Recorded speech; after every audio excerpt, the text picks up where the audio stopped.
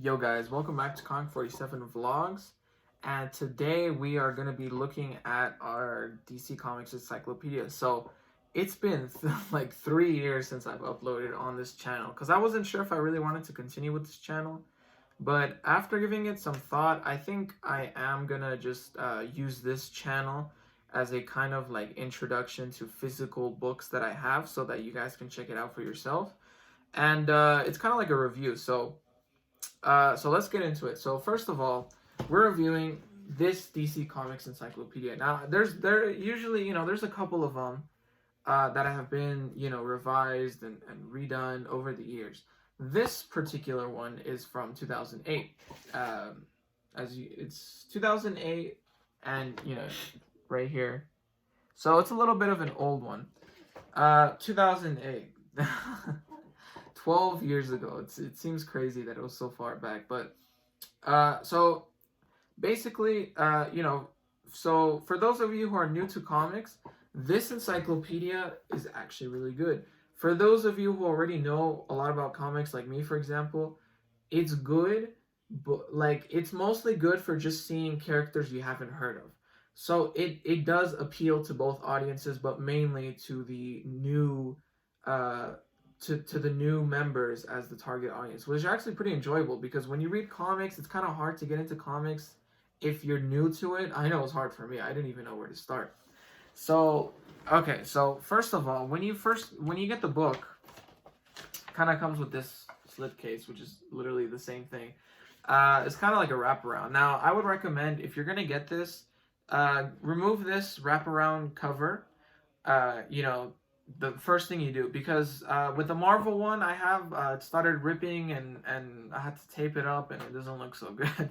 So yeah, I would recommend that. So this DC Comics Encyclopedia is actually pretty good for new readers and for people who want to look into things before Flashpoint. So for those of you who are new, Flashpoint is basically an event that kind of rebooted the whole industry. So they made new number ones, the Flash number one, Batman number one. So this is before all that. This is like 2008 and before. So it's pretty good to know all this stuff. And for those of you who are new to comics, like I said, it appeals to you too. So for example, like if you don't know that much about Aquaman, here is a 2-page spread explaining, his origins and his whole history up until this point. One issue I guess I might find with this is that if you're trying to see like long origin stories, you might not find some. So if you want like a character, like for example Batmite, right? He's not really a big character in the comics, which makes sense that they put less of him. But sometimes there's main characters that they barely even put any information on. So I guess that's kind of a critique of mine, but that's fine. So, for example, if you've never heard of Batmite, for those of you who are new to comics, you'll have a brief explanation, a kind of brief origin story so that you can know what that's all about. For example, Beast Boy. I think Beast Boy is a staple of DC Comics, so I feel like they should put a little more information than this, but it still looks pretty cool. So basically, you don't have to read it in any particular order. You could literally just flip to any page and just go ahead and read.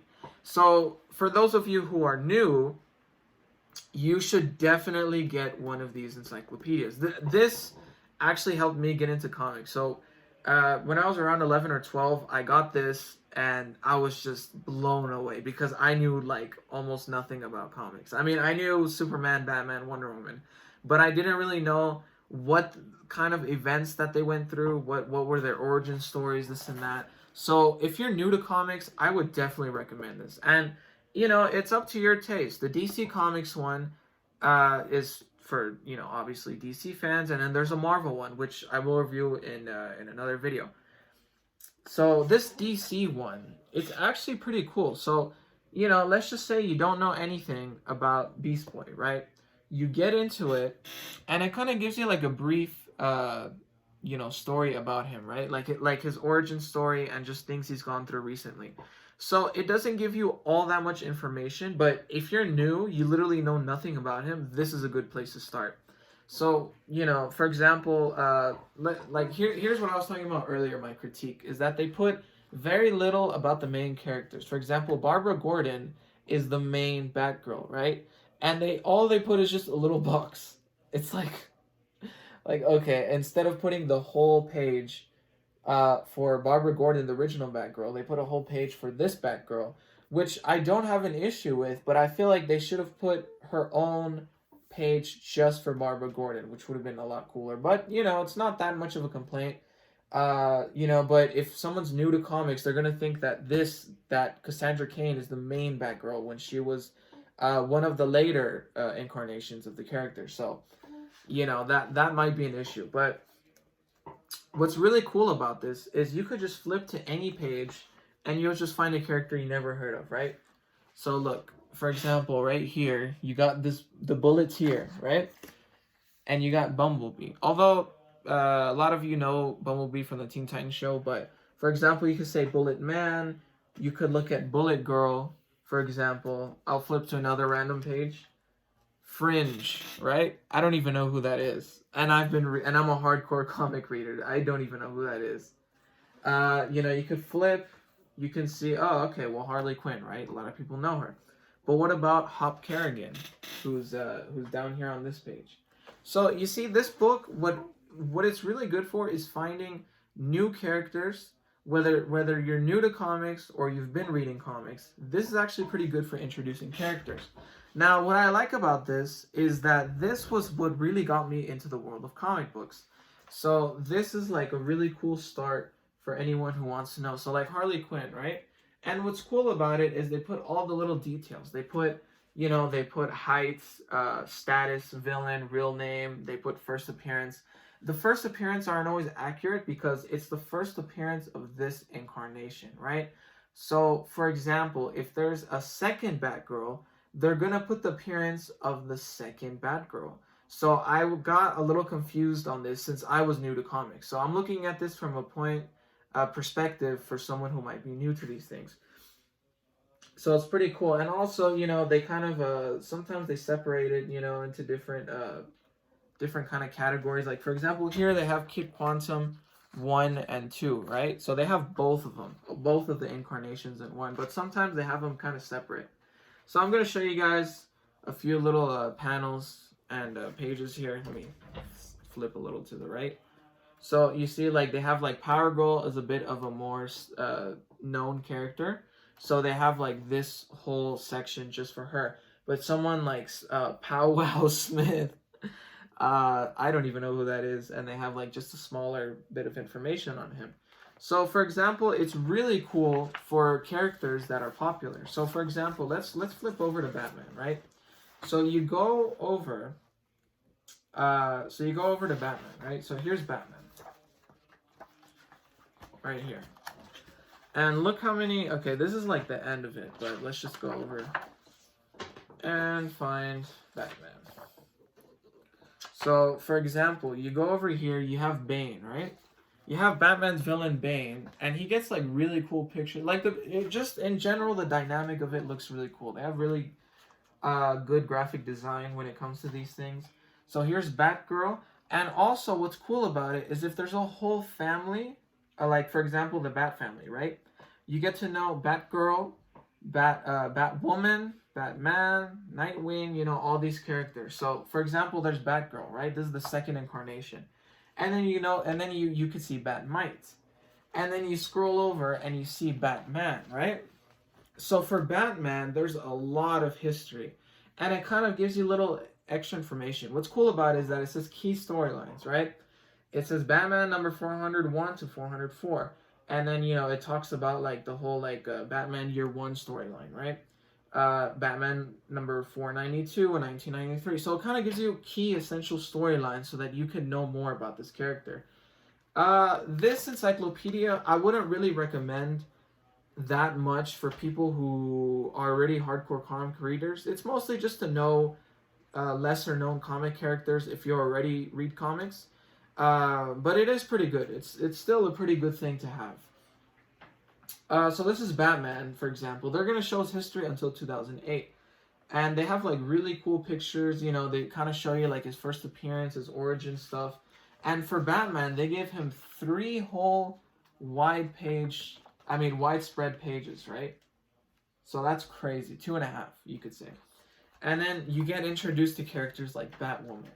And then when I first read this, I was just blown away. I had no idea the character Batwoman even existed at that time. Now she had a TV show that didn't do so well, but I feel like I really like Batwoman, especially now with the Rebirth storyline that I've been reading. It's an older storyline from 2015. I do like the character Batwoman, so this introduced me to Batwoman, and I was like, "Yo, who's Batwoman?"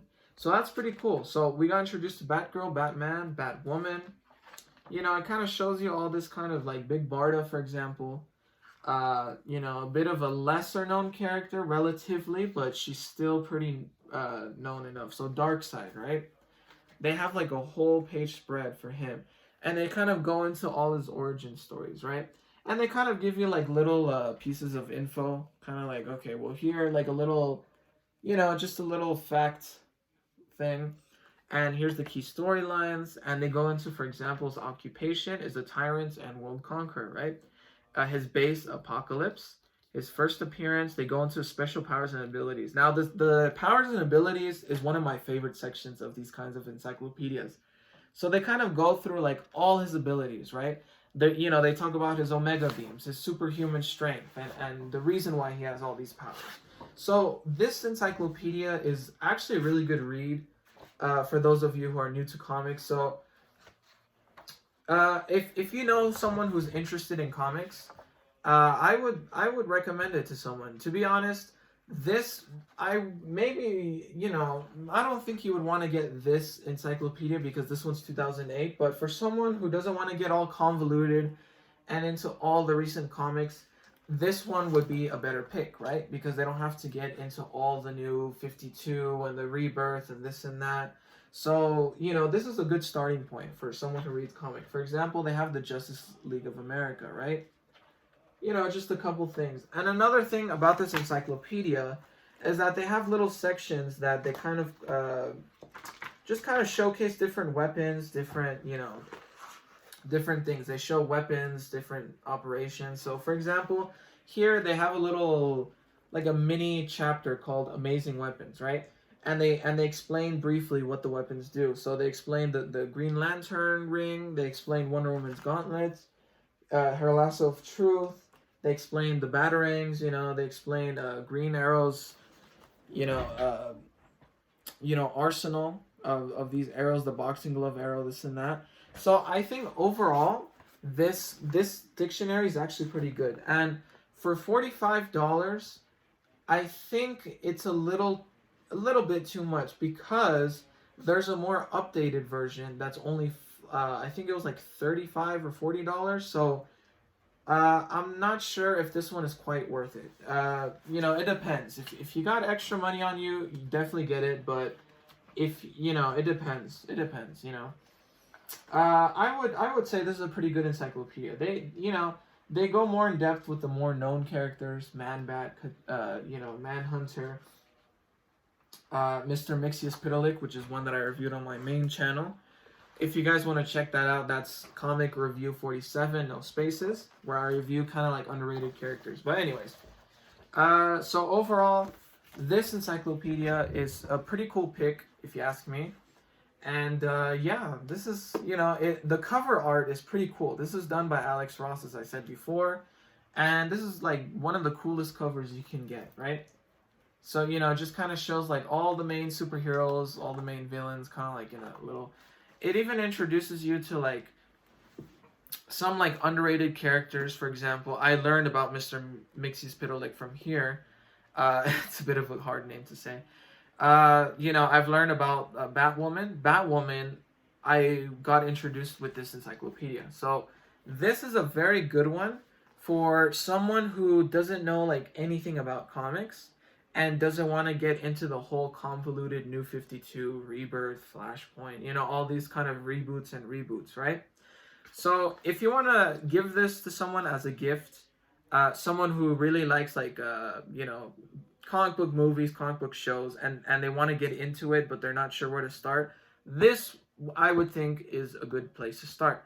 So, you know, this this encyclopedia, you know, it's pretty big. It's pretty good. I really enjoyed it when I first got it. It might be a little outdated, so that depends on you. So, with that, guys, that's my review for the DC Comics Encyclopedia. And I hope you enjoyed this video, and I'll be uploading more soon since I haven't uploaded in a long time.